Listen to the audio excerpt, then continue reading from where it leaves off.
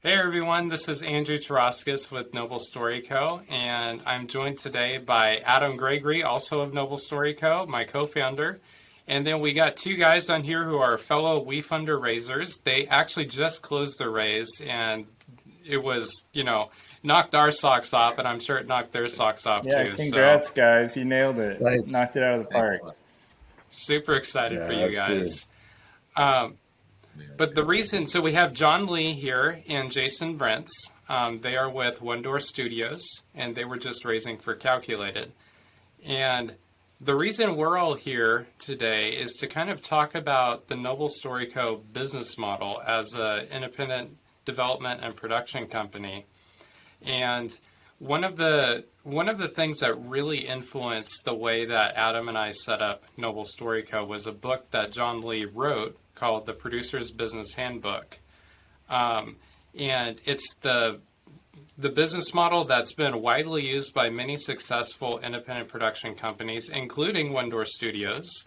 And so we just thought it would be good for potential investors to hear a little bit more about how our business works, and also to hear the benefits. John, I was hoping you can explain some of the benefits of production companies operating the way that One Door operates, that you describe in your book, and the way that we operate. So I might even just kick it off to you, John. So explain some of the tenets of this business model. Yeah, the fundamental thing is that development is often overlooked as the focus, and foundation is everything in a successful business. And for a successful entertainment business, it's all about script initially, and how you put together script, and pretty quick after that, relationship with distributors, which need to be set before you begin production. And in order to get those, they're going to read the script. And so if your script isn't ready, you'll be prevented from doing that.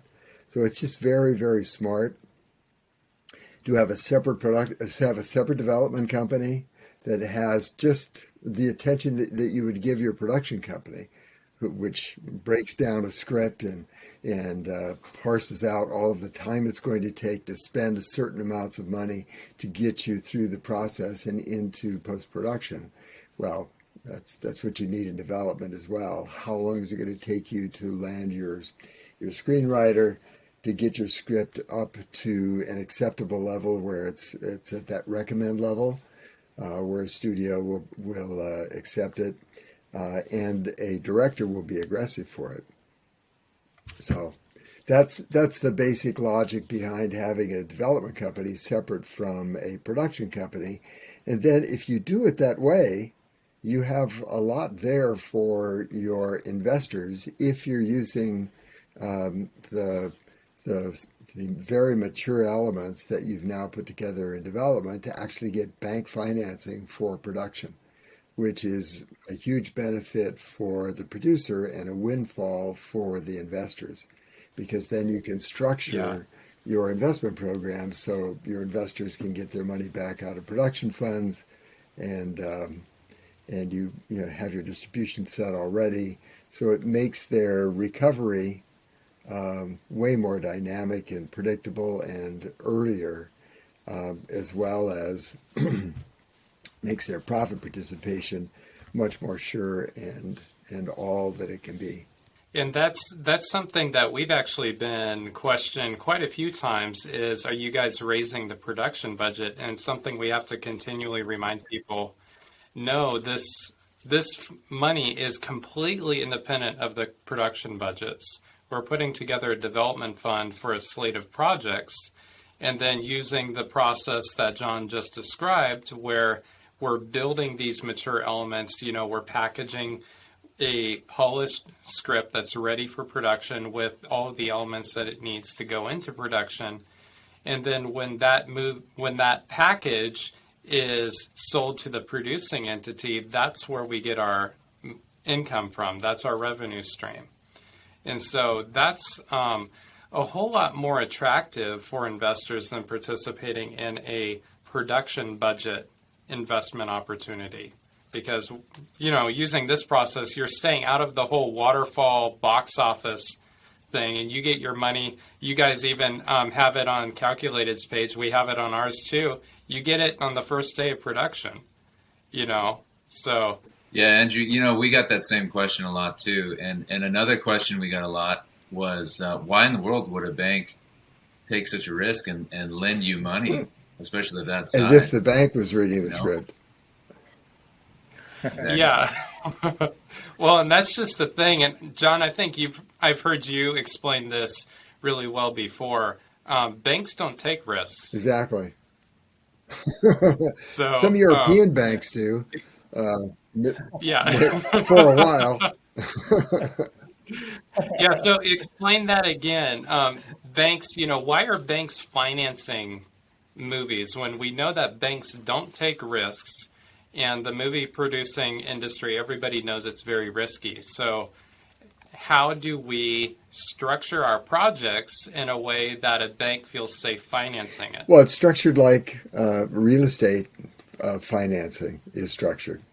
In that if you're going to build a building, before you begin production, if you're a smart builder, then you know how much it's going to cost you per square foot, and you know how much you can lease per square foot, and you look at the gap, the variance between those, and say, this is way too tight. We've either got to build this cheaper or charge more per square foot, and will the market bear that? And that's how builders make their decisions on whether they move on a project or not. And the same thing for the smartest producers, independent producers that follow this model, which are the biggest, most successful producers that are out there, and you're following in that path. You say, well, how much is this picture going to cost us to produce? And what are the license agreements we're going to be able to get from these different territories? North America, of course, being a big one, and China being a big one. Japan being huge in the French marketplace and so forth. And then looking at the gap between the two. Is this really going to pencil out? Will the earnings to cost ratio, our share of the earnings coming in compared to the production cost of the film and the branding of the film, will in fact it be, that gap, that ratio be profitable or not profitable? So the banks, they want to see what the plan is. What collateral are you going to bring us, since we don't take risks? And what completion bond company are you going to use? Because we're not certainly going to be involved in assuring that it will be done on time or on budget or according to script, or have the director and cast that you're representing to licensors. So somebody's got to step in and do that, and that's what the bond company does. So basically what we're saying, by approaching all of these foreign territories and getting what we call in the industry pre-sales in these foreign industries, it's kind of like with a subdivision. You start selling off the lots within that subdivision before you actually build the subdivision, and you get it paid for that way. And that's what you take to the bank and use as collateral. So exactly. Yeah. Well, if it's a commercial real estate project, they'll get a lead tenant or two. They'll get a bank in, or a big department store, or whatever. And that lease then, even though it's only a portion of all of the area to be leased out, it's an indicator of how much you'll be able to get per square foot for the rest of it.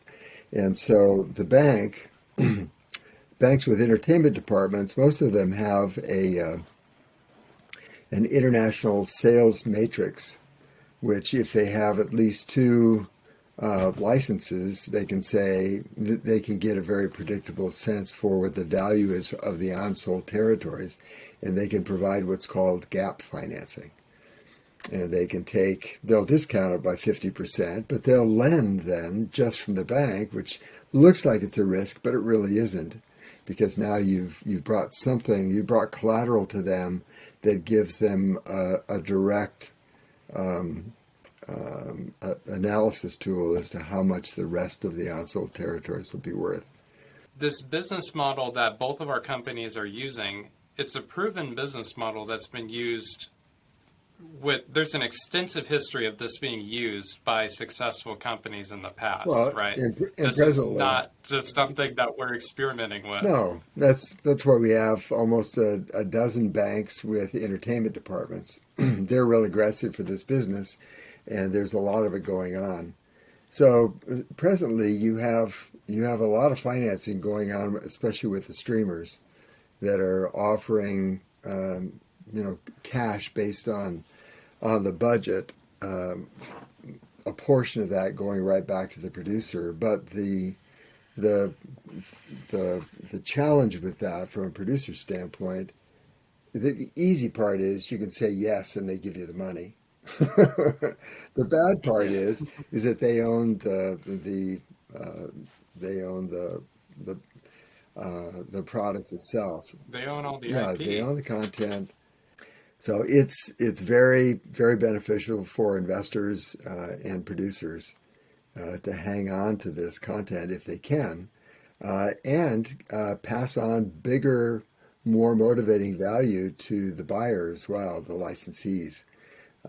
If they can get it for a fraction of what they would pay for it otherwise, and receive pretty much all of the big upfront value to it, then it just allows them to play in a bigger pool, a bigger content pool now. And so there you go. All right. Well, thank you, John and Jay, for joining us. And we really are excited for you guys and what lies ahead for Calculated and One Door Yeah, Studios. we're excited for And- you and Noble Film as well. It's Well, thank it's you. awesome. Thank you Way so to go. much. Definitely. All right. You too. Take care.